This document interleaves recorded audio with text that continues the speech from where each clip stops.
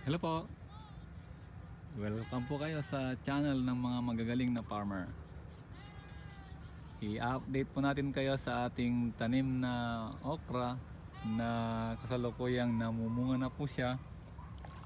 Namimitas na po tayo ng bunga. Tingnan niyo katunayan, ayan po yung kanyang mga bunga. Hindi ko na matandaan kung kailan natin ito itinanim. Basta ang target ko noon November ay mamimitas tayo, at yun nga nangyari po na November ay namimitas na po tayo ng bunga.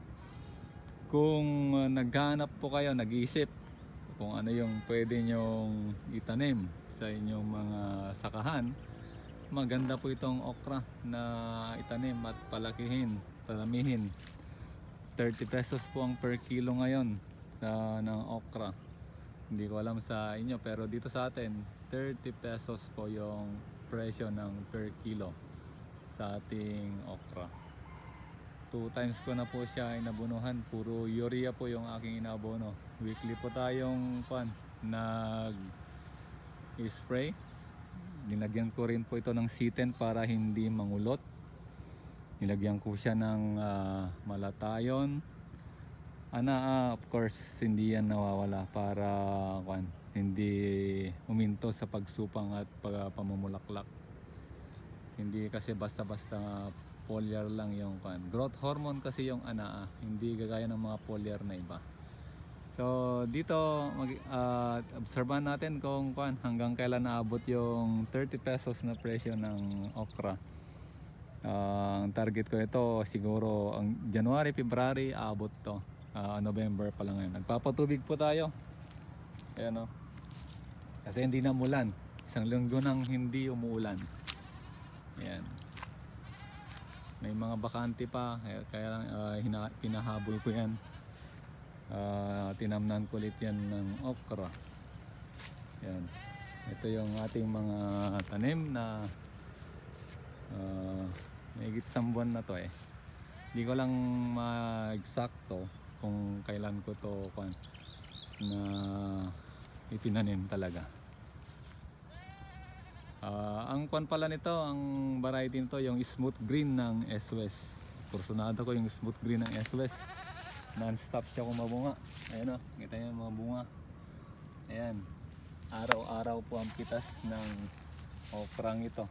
Ang sipag po niyang mamunga at malalaki yung kaya araw-araw, dahil hindi pwedeng palakihin, dapat ganyan lang. Ganyan lang kalaki dapat yung 4 inch pinakamalaki. Ayaw nila na kasi naman lalaki, kaya malilit pa lang kailangan ng kailangan ng pitasin para talagang bibilhin. Konti ngayon ang okra dahil siyempre konti pa yung mga siguro nagtatanim pa lang sila. Ko ito tinanim September yata ito tinanim, siguro katapusan ng September. Hindi ko na maalala kung kailan ko ito tinanim kasi hindi sabay-sabay. Ilan dito, may nauna, may nahuli, kaya lang 3 beses na ako dito nagpalit o yung dinoble kasi hindi basta-basta tumutubo. Mahirap din patubuin sa mga time na yun, kaya sigurado ko na kukunti yung may okra ngayon, kaya mataas ang presyo. Hindi kagaya ng ang presyo ng pechay ngayon ang baba, napakamura. Kawawa naman yung mga kapatid natin, kaparehas nating magsasaka na nagtanim ng pechay. Napakamura po ng pechay. Ang ang siling labuyo napakamura pa din, 180 yata, 150, ganyan yung presyo ngayon. Tingnan natin kung anong mangyayari itong December, January, kasi yan talaga yung kagandahan ng presyo ng siling labuyo. Nagtanim din tayo ng sa mga farmer na nagtatanim ng mais. Babagitin po natin yung technique ng pagtatanim ng mais, na kung paano tayo nakakasampung tonelada sa isang hektarya. 10 pataas po yun na tonelada sa isang hektarya. Lalo ngayon napakamahal ng abono. Dapat wise po tayo sa paglalagay ng abono, hindi yung lagay tayo ng lagay. Kaya tayo may mga ginagamit na pampatakaw, pampalaki ng halaman para makaiwas tayo sa grabing mahal ng abono. Gamit tayo ng abono pero in moderation lang, huwag marami, konti-konti lang para hindi tayo mahirapan, hindi tayo masyadong maggagastos sa pagbili ng abono. Kaya ito, 2 times ko pa lang itong inabonohan. So yan ang kanyang itsura. Saka konti lang yung nilalagay ko dito, mga siguro about 2 to 3 grams per plant. Yan ang aking ginagawa para hindi masyadong baka mamatay kasi kung kung masyadong marami. Sa pag-abono dito, dapat 2 to 3 weeks abono naman ulit para tuloy-tuloy yung kanyang pagbubunga. So kung mayroon kayong katanungan tungkol dito at kung gusto nyong matuto tungkol sa pagtatanim ng okra, din ito, pinagkakaperaan din talaga kapag na-timing mo yung pagtatanim ng ganito. Comment down below at mas maganda mag-subscribe po kayo para lagi kayong updated. Hindi basta subscribe, i-click nyo po yung notification bell. Yung mga video na pinapanood ninyo na sa palagay nyo kailangan ninyo, i-save po ninyo, i-like ninyo para magpakita sa inyong wall sa YouTube para mayroon kayong balik-balikan para maunawaan yung mabuti, matutunan yung mabuti, no? Ang pagtatanim nito nung una, nung mahirap, kung madaling tumubo kahit tigisa. Pero pag ganito na mahirap patubuin, may mga dala-dalawa dito kasi ginawa kong dalawa dahil medyo nakakapagod yung palit ng palit. Kaya ginawa kong dalawa yung iba. Pero kailangan talaga isa lang para malaki yung puno, maganda, mabunga at magsasanga siya ng malalaki din. Besides, itong okra, matagal ang buhay nito basta hindi lang siya nabababad sa tubig. Lalo ngayong summer, dapat itong tag-init. Weekly itong dapat isprayan ng ang ginagamit ko lang dito yung Embesidin at Delta King Tapos hinaluan ko siya ng C10. Matipid kasi yung C10 sa isang 16 liters.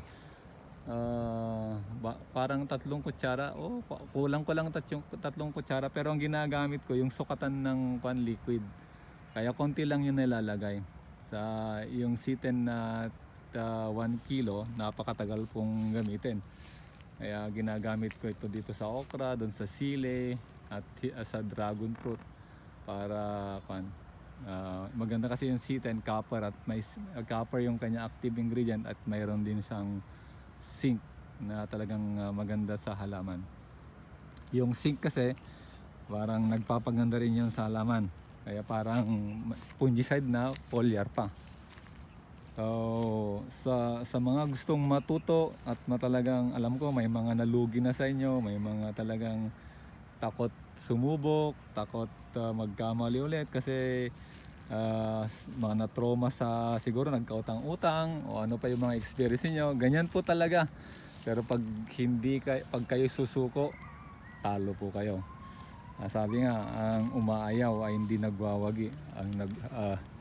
Ang nagwawagi naman ay hindi umaayaw.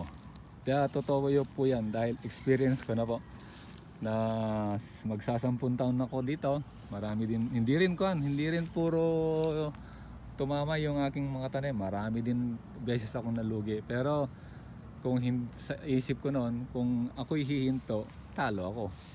Kaya ganun nga yun nangyari. Hindi ako huminto.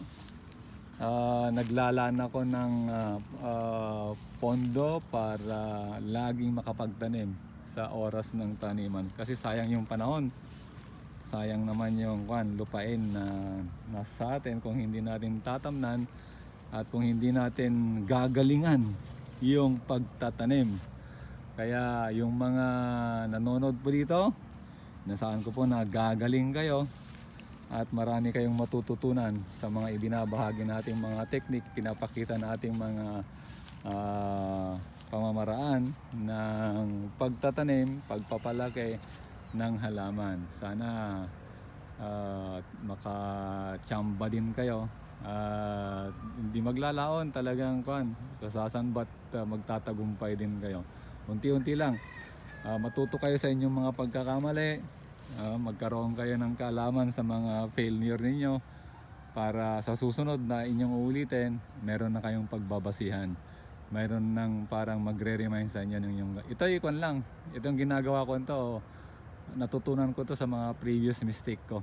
Kaya, ayan, gumaganda, dumadami, gumagaling. At ganun din sana po kayo. Maraming salamat sa panonood sa ating mga video. Subscribe po kayo. At kung mayroon kayong mga katanungan, huwag po kayong mahiyang magtanong. Sasagutin po natin ang inyong mga tanong sa abot nating makakaya at kaalaman. Maraming salamat po.